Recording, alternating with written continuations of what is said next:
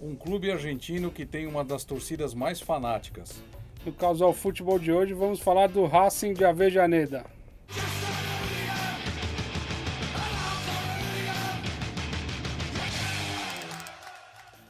No começo do século XX, os estudantes de um colégio na Argentina, eles fundaram um time chamado Futebol Clube Barracas ao Sul.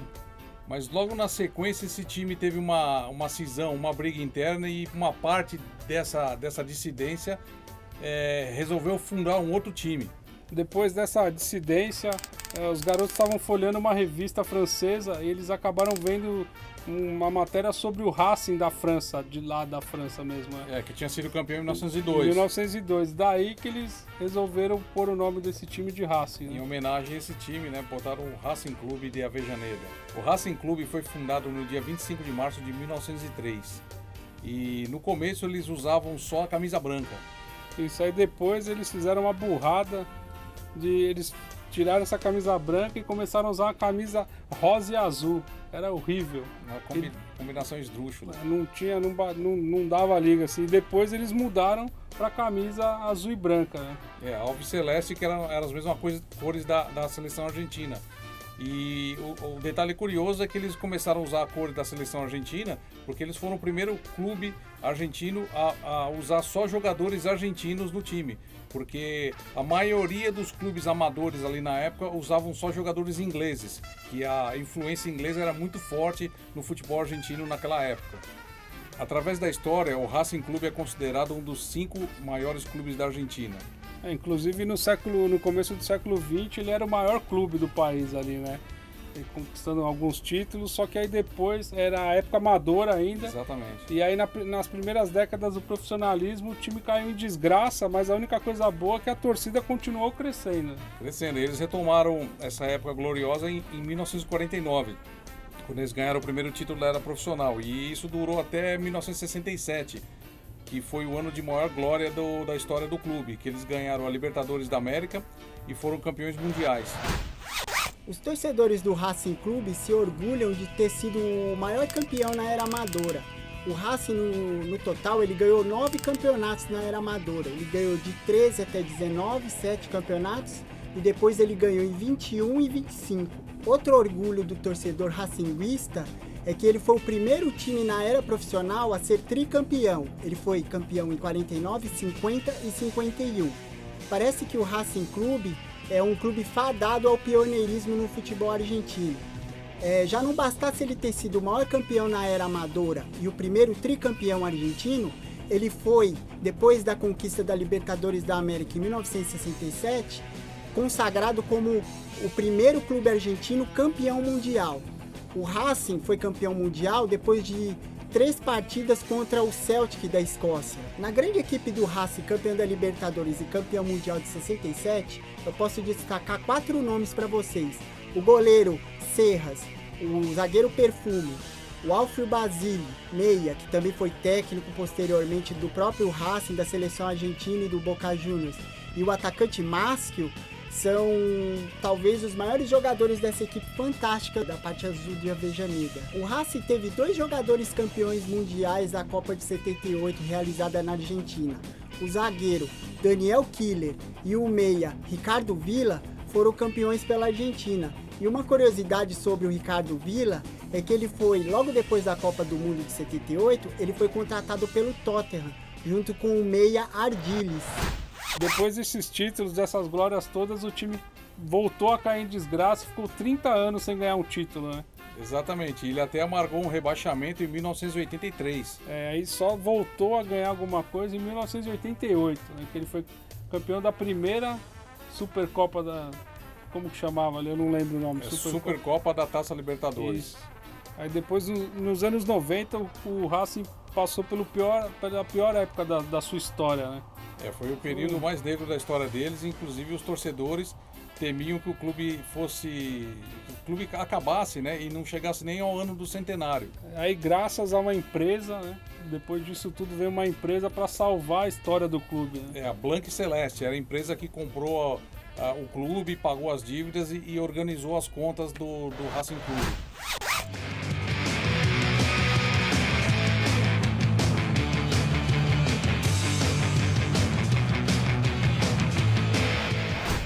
Racing é conhecido como La Academia, ou seja, Academia de Futebol. Isso, o seu estádio tem um apelido de El Cilindro e o nome dele é homenagem a um grande presidente argentino. É o Juan Domingo Perón, e o estádio foi inaugurado em 1950. Tem capacidade para mais ou menos ali 51 mil, quase 52 mil pessoas. Né? E o Juan Domingos Perón foi conhecido também como um torcedor ilustre do Racing Clube. A gente pode citar também outros torcedores ilustres do Racing Clube.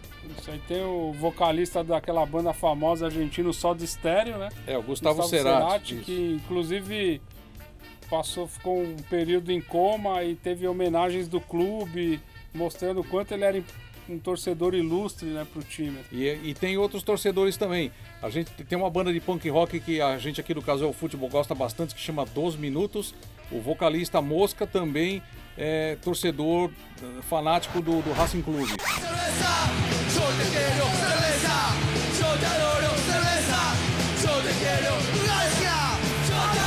E os ex-presidentes também, o casal Kirchner, também são torcedores do Racing Clube. Una cabeza de un noble potrillo que justo en la raya afloja al llegar. Carlos Gardel, o famoso rei do tango da Argentina, ele era um torcedor do Racing Clube. Isso, mas ele tem uma das histórias mais curiosas, né? Conta pra gente. É bem curioso, porque o Racing fez uma estátua dele sentado numa das cadeiras numeradas do estádio do El Cilindro. Inclusive é ponto turístico, onde várias pessoas tiram foto com essa estátua e tem até o Diego Milito, outros jogadores do Racing com fotos ao lado da estátua. Só que apareceu um site argentino chamado Fair Play que alega com matérias e fotos, resgate de jornais da época que era vivo o Gardel, falando que ele era torcedor do rival, do maior rival do Racing. O maior rival, o vizinho ali, que fica a 400 metros de distância um do outro, do Independiente, né? Então, antigamente falavam que ele torcia pro Independiente. Depois tem essa estátua dele no Racing. Agora a gente não sabe falar para qual time ele torce. Fica a polêmica. Fica a dúvida aí.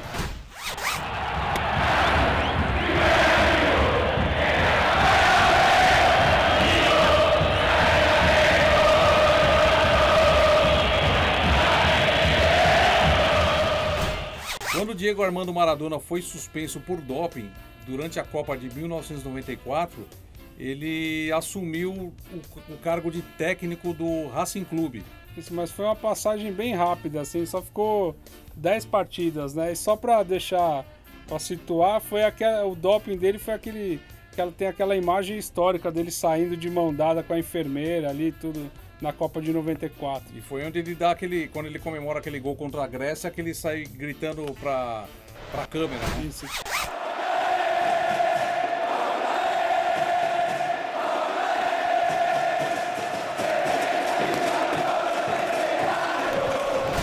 La Guardia Imperial é a maior torcida do Racing Clube, a enteada mais famosa deles. Falando da enteada, agora vamos ver um depoimento de um deles que estava lá em 2014, vendo o Racing sendo campeão novamente.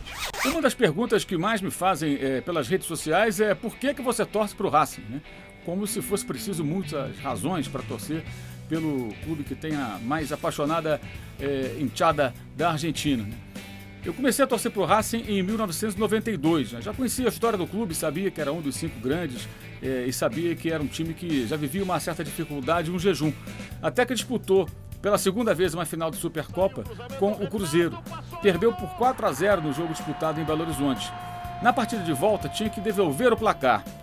O jogo seguia em 0-0, a transmissão era da TV Bandeirantes, o Luciano do Vale era quem estava narrando esse jogo.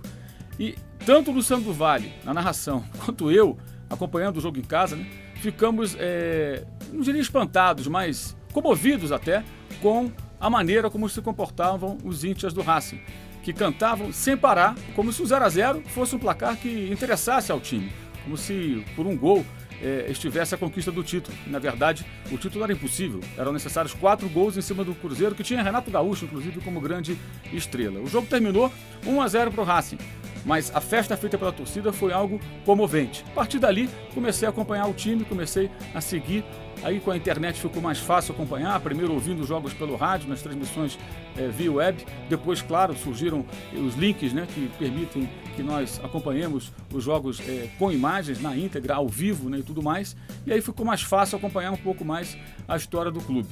Eu já tinha visitado o Cilindro anteriormente, já tinha ido até lá para acompanhar o jogo do Racing e voltei em dezembro de 2014, quando o time teve a chance de, pela segunda vez em 48 anos, ganhar o Campeonato Argentino, né? E novamente com a presença do Diego Milito. Aliás, essa camisa aqui tem o autógrafo do Diego Milito, que é um dos homens mais importantes na história do clube, né? Milito, jogador de final de Liga dos Campeões, jogador de seleção argentina, de Copa do Mundo, e que voltou em 2014 para casa porque quis. Voltou com apenas uma condição, que se montasse uma equipe minimamente competitiva para que ele pudesse se despedir do Racing, fazer sua reta final de carreira e tentar colocar o time novamente no topo. O salário de Milito, quando retornou para casa, era algo em torno de 15 mil reais, o salário de um iniciante no time de Avejaneda. Ou seja, não foi pelo dinheiro, muito pelo contrário, voltou para tentar devolver ao time a condição de capo de Avejaneda, como dizem os seus torcedores, e ao mesmo tempo o campeão do país. Isso aconteceu em dezembro de 2014 e eu tive a sorte, o prazer, a honra de acompanhar isso em loco no Cilindro, lotado por cerca de 60 mil torcedores, e ver de perto um dos momentos mais emocionantes que eu já acompanhei no futebol, que foi o jogador Diego Milito sendo carregado em triunfo dentro do gramado, dando a volta olímpica, diante de uma torcida absolutamente apaixonada, devota e agradecida por aquele momento. Acho que nenhum dinheiro do mundo chinês, do mundo árabe, de qualquer proposta que ele pudesse receber para encerrar a carreira ganhando alguns milhões, compensaria aquele momento que ele viveu. Para a gente do lado de fora já foi tão emocionante, imagino para ele.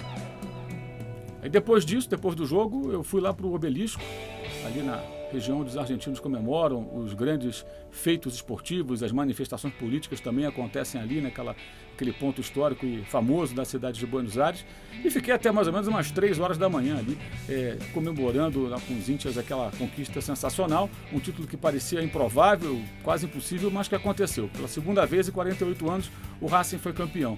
A experiência de torcer por um time argentino, de acompanhar um jogo importante ao lado dos torcedores argentinos, e a maneira como eles se entregam de corpo e alma na paixão por um time que entrega tão pouco de volta, né? O Racing deu quase nada para sua torcida durante todas essas décadas, né? Muito sofrimento, muita vergonha, até rebaixamento teve enquanto o time rival, o Independiente, era campeão. Até isso aconteceu, quer dizer, um roteiro com requintes de crueldade. Então, poder acompanhar e participar disso foi uma experiência fantástica, que eu terei sorte se algum dia na minha vida o futebol me proporcionar uma outra chance como essa. Então, agradeço aqui, inclusive, ao pessoal do próprio clube, lá do Departamento de Relações Internacionais, que está fundando aqui uma representação no Brasil e que me mandou essa camisa que eu vou colocar num quadro e vou guardar na minha casa com muita honra.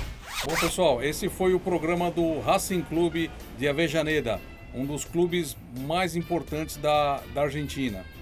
Antes de alguém reclamar que a gente não falou da rivalidade, essas coisas, esse daí é o tema Racing e Independente, ficou para um próximo programa, que é aqueles que a gente faz sobre rivalidades, né? Dentro do tema rivalidade, a gente vai fazer um deles mais para frente. Isso, valeu Mauro César mais uma vez aí pela contribuição e galera, obrigado a todo mundo aí, passamos dos 1000 inscritos. E lembrando mais uma vez que o programa é gravado aqui na Trox Casual Clube, que é uma loja que fica na Rua Augusta 1371. Todo esse material que está exposto, desde a bandeira, cachecol, camisa, tudo que você está vendo aqui, menos a gente, né? Estão à venda. Isso, e continue se inscrevendo, continue divulgando aí em todas as mídias sociais. Deixe seu recado lá, deixe sugestão que a gente tenta responder para todo mundo aí. Todas as sugestões de vocês a gente está vendo com um certo carinho aí. Valeu. Falou.